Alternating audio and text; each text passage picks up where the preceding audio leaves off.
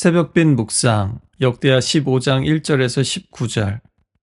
위대한 사람들이 진실을 보아온 빛으로 나도 진실을 보게 될 거야. 미들 마치에서 조지 엘리엇은 이렇게 썼습니다. 역대기는 연대기가 중요한 게 아닙니다. 사람들의 인생, 상황에 따른 인물들의 반응이 역사가 되는 것을 보여줍니다.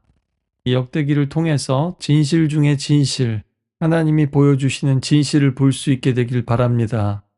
구스의 대군이 물러가고 사람들 손에는 전리품으로 가득합니다. 승리의 노래를 부르면서 이제 좀 쉬고 정말로 즐길 수 있기를 바랬겠죠. 그런데 중요한 것은 지금 이 타이밍은 아니었습니다. 하나님께서 그런 쉼과 평안을 오늘도 보면은 주십니다. 전쟁에서 이기고 돌아온 그들을 기다리고 있는 것은 선지자였습니다. 하나님의 영이 그에게 임하고 그는 하나님의 말씀을 선포합니다. 아사왕과 유다와 베냐민 지파는 잘 들어라. 너희가 여호와와 함께하는 한 여호와께서 너희와 함께 계실 것이다. 너희가 그분을 찾으면 그분을 찾게 될 것이지만 너희가 그분을 버리면 그분도 너희를 버리실 것이다. 역대기는 계속해서 우리의 믿음과 행위를 따라 갚으시는 하나님의 모습을 보여줍니다. 그러나 간과하지 말아야 될 것은요. 그들이 14장 2절에 여호와 보시기에 선과 정의를 행했지만 곧바로 승리와 평안이 왔던 것은 아닙니다. 그러나 때로는 굽이지고 옹이진 길이라 할지라도 하나님은 결국 우리의 믿음대로 또한 갚으십니다.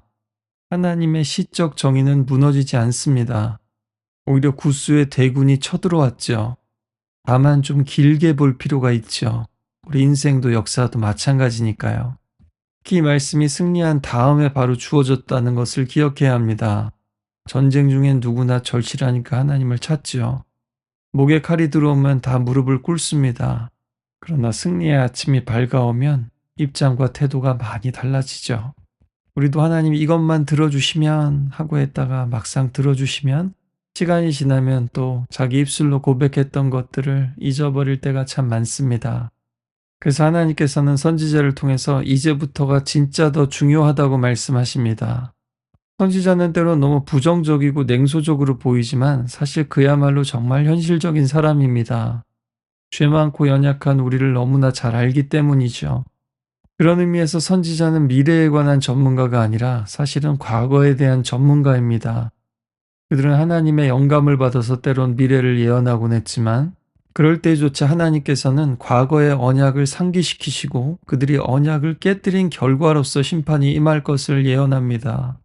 그러니 예언하면서 과거로부터 배우지 못하는 사람들의 예언은 귀담아 듣지 마십시오.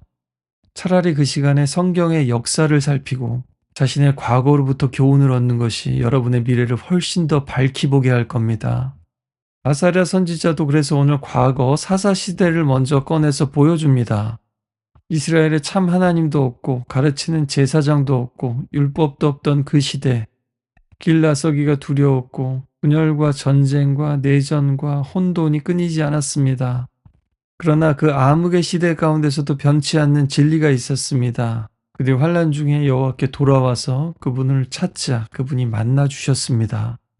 그들의 과거가 그들의 역사가 이것을 증언하고 있습니다. 하나님을 잊을 때 혼란이 찾아옵니다. 그러나 하나님을 찾을 때 그분은 응답하시고 그분은 사실 이미 우리를 먼저 찾고 계셨습니다. 잃어버린 아들을 찾듯이요. 민족이 민족을 치고 성읍이 성읍을 치는데 그것이 또한 하나님의 섭리라고 했습니다. 하나님이 고난으로 그들을 힘들게 하셨다고 합니다. 어리석게도 난리가 나야지만 문제가 무엇인지를 생각하게 되고 그럼에도 하나님께 돌아오면 지체 없이 또한 만나주십니다. 아이가 잘못을 인정하고 뉘우치면 금세라도 안아줄 준비가 되어 있는 부모처럼 말이죠. 승리 후에야말로 긴장감을 풀지 말고 하나님을 더 찾으라는 겁니다. 또 강하고 담대하라 너희의 일에 상이 있을 것이다 라고 말합니다. 그러니 하나님을 진짜 사랑하는 사람, 진짜 믿음 있는 사람은요. 위기 때만이 아니라 평안할 때도 하나님을 찾는 사람이죠. 우리 모두 진짜로 하나님을 의지하고 사랑했으면 좋겠습니다. 아사왕 그 말을 들었습니다. 그리고 용기 내고 결단해서 행동합니다. 우상을 제거하고 제단을 새롭게 세우고 백성과 언약을 맺었습니다. 하나님 앞에서요. 예레미야 말씀대로 파괴하고 건설하는 겁니다. 예수님 말씀대로 버리고 따르는 겁니다. 버리지 않고 세우면 부패하게 되고 세우지 않고 버리기만 하면 다 비어버리는 공허함이 남습니다. 너무 당연한 얘기 같지만 죄와 나쁜 습관을 끊어야 되죠.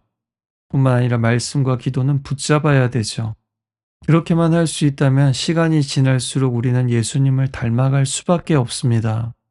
그리고 아사왕은 사람들을 모읍니다. 유다와 베냐민 지파만이 아니라 북쪽에서 내려온 에브라임, 므낫세, 시므온 사람들이 대거 합류합니다. 9절에 보니까 하나님이 아사와 함께 하심을 보았기 때문입니다. 하나님과 동행하는 사람들에게는 무언가 특별한 게 있습니다. 어떤 것들은 설명할 수 있고 어떤 것들은 설명할 수 없지만 하나님이 일하시면 사람들의 마음이 움직입니다. 남과 북으로 찢어졌던 이스라엘과 유다의 다시 연합의 기운이 감돕니다. 하나님과 함께하면 막혔던 담이 허물어지고요. 국경을 넘어서도 공동체가 다시 하나가 됩니다. 그 자리에서 그들은 하나님과의 언약을 새롭게 합니다. 하나님을 따르지 않는 자는 가만히 두지 않겠다는 과격한 맹세인 것 같지만 그들은 이제 바르게 이해하고 있습니다. 언약은 우리의 전부를 요구한다는 것을요. 하나님 앞에서는 어떤 여지도 남기지 않고 전심으로 나아가야 된다는 것을요. 이제서야 그들에게 기쁨이 넘쳤습니다. 이 결단이야말로 우리 믿음의 중요한 축입니다. 말씀을 듣는 자에서 이제 말씀을 따라 사는 자로 옮겨가는 거죠. 결단은 부담이 아니라 하나님께서 주시는 기쁨의 시작입니다. 어느 순간 믿음 생활에 기쁨이 없다면 결단 없는 신앙 때문은 아닌지 돌아보시길 바랍니다.